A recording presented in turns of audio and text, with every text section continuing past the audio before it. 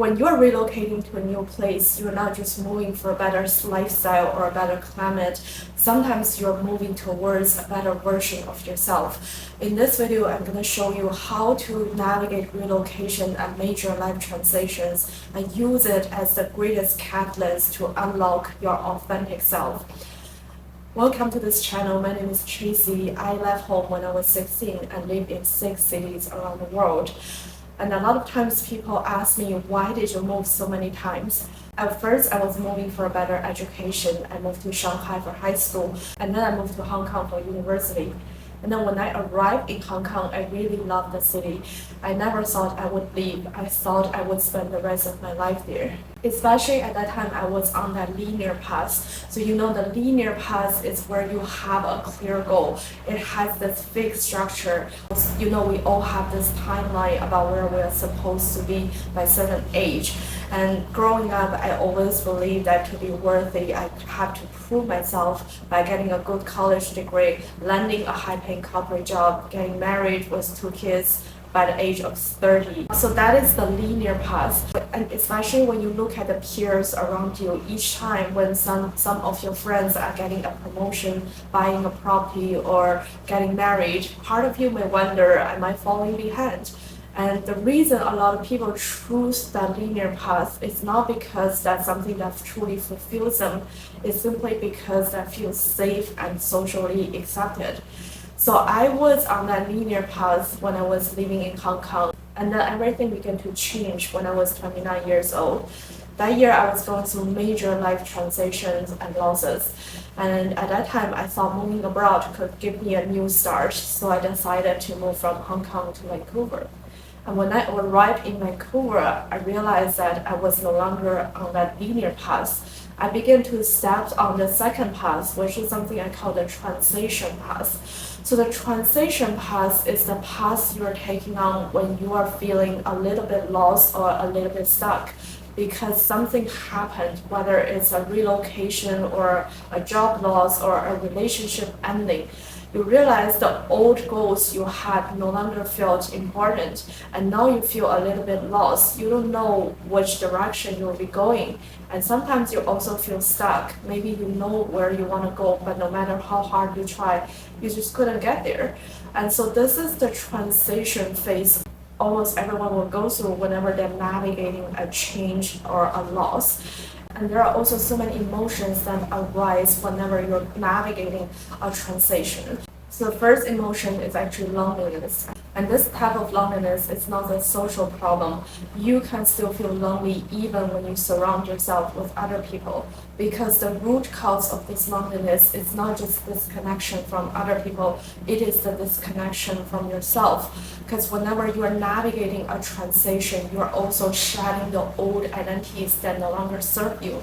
But then it also takes time for you to form this new identity. So whenever you're navigating this in-between space between who you were and who you're becoming, you will feel lonely, not because you don't have people around you, but because you are still figuring out who you are and who you are becoming.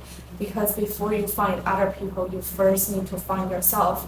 And sometimes even when you met people, when you're navigating this transitional phase, those friendships tend to be temporary, because once you step into the new version of yourself, you will begin to outgrow those old relationship dynamics. So this is why the transitional phase can feel extremely lonely. And so that's the first emotion. And the second emotion we don't really acknowledge is grief. Because every new beginning means something has come to an end. And this type of grief is not just about leaving behind old familiar environments or old relationships. It is also about leaving behind that old version of you. And sometimes we don't acknowledge it. It's because these losses are invisible. But when you are navigating those losses, you still feel this profound sense of grief and loss. This is about the loss of belonging, the loss of identity. What you're missing is not just an environment or a person, it's the sense of safety and security those people once provided you. And if we don't know how to create that sense of safety inside of us, we're gonna continue to hold on to the old relationships or the old environment that no longer serves us, and that just creates more suffering. And this is also one of the reasons a lot of people feel stuck. There is a part of you that desires growth, expansion, that new beginning, but the other part of you is trying so hard to hold you back because it doesn't feel safe enough to let go. Because whenever you're navigating a change, a transition, you will inevitably feel this fear of change. And the reason we resist change, even when it's for the better, is because a lot of times our sense of safety come from our familiar environment, long-term relationships, and when those external anchors disappear, it can feel really empty and disorienting on the inside. But what most people didn't tell you is that you will have the power to create that false sense of safety in your body, which is something we call the internal safety. So this kind of safety is not dependent on the external circumstances. It's something you can source from within. And once you're able to develop that internal safety, you feel grounded, rooted within yourself. And that's when it becomes easier for you to let go, to accept, and move towards the new beginning. Because after the transitional phase, the third path you will be stepping onto is something called the authentic path. So this is very different from the linear path. When you're in that linear path, you're following a structured plan. But when you're on this authentic path, all you need is just to follow your internal guidance. Sometimes your choices may not even make sense to other people. Maybe you're choosing to live in a small village rather than a famous city. Maybe you're choosing to transition to freelancing or being self-employed rather than a traditional 9-to-5 job. We're making these decisions, you're no longer being driven by the society's pressure. You're not afraid of disappointing others in order to stay true to yourself. And when you are truly stepping on this authentic path, you will also begin to welcome in a lot of unexpected opportunities.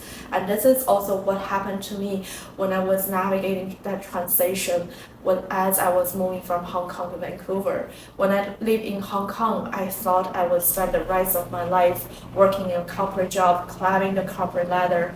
But after moving to Vancouver, I slowly transitioned to the remote work, which gives you a lot of flexibility and freedom. And eventually it gave me the space to do what I love and live anywhere in the world. And when it comes to my relationships and friendships, in the past, I was never intentional about making new friends. I simply just hang out with people who shared similar life situations. We went to the same school, did the same work. After moving to Vancouver, I began to really step outside of my comfort zone and eventually met some of the best friends I ever had in my life through a spiritual meetup. That was the first time I met someone who truly sees me for who I am, not just for what I do. It feels like this person can see my soul. So that's what it feels like when you're stepping on that authentic path. Your relationship becomes more intentional, it feels more meaningful. And more importantly, it allows you to come home to your authentic self. Maybe you have heard these words, authentic self. What does it truly mean? That means the part of you that's ever present, ever steady, the part of you that's know your truth, know your power. And this is also something we call the energetic, unique signature. You know, like a signature, everyone has a unique one.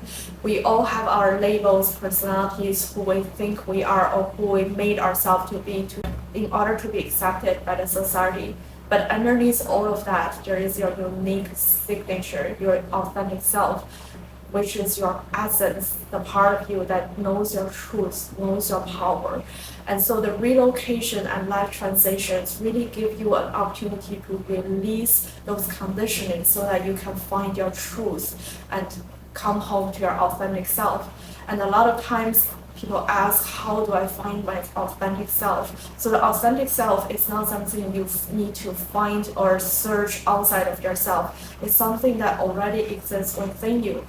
But so often we're not operating from that place. It's because we have those old conditionings, old identities that are holding us back from finding our truth. So this path is all about releasing those conditionings, shedding those old identities so that you can return to who you truly are.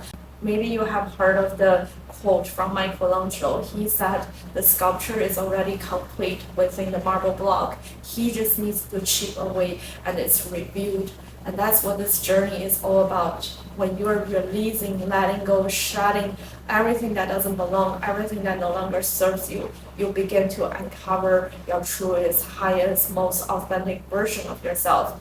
And looking back, I realized that I could never get to this place if I hadn't moved abroad or navigated those life transitions. So life transitions are difficult because it requires you to grieve. You will face the loneliness, face the disappointment, sometimes regret, wondering if you made the right decision. But it's also through processing those emotions internally, you'll begin to slowly come back to a place of peace and regulation. And from there, you will begin to reconnect yourself and create a new life that's truly aligned with who you are. So relocation and life transitions will crack you open.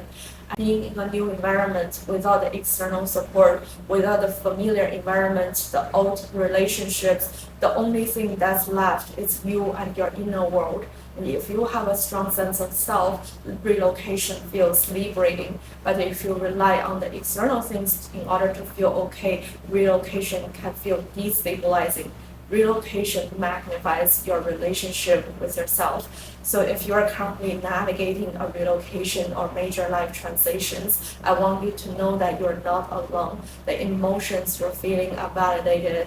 You can use this space as the fertile ground for healing, growth, and deeper self-discovery. And eventually, once you move through this phase, you will begin to feel at home, not just in a new place, but also within yourself. And this is also the inner work I help my clients to do. I'm a somatic coach helping people navigate the emotional side of relocation and use it as the greatest doorway to your authentic self. If you're looking to explore more about this journey, download the free ebook on my website, link in my bio, and follow more.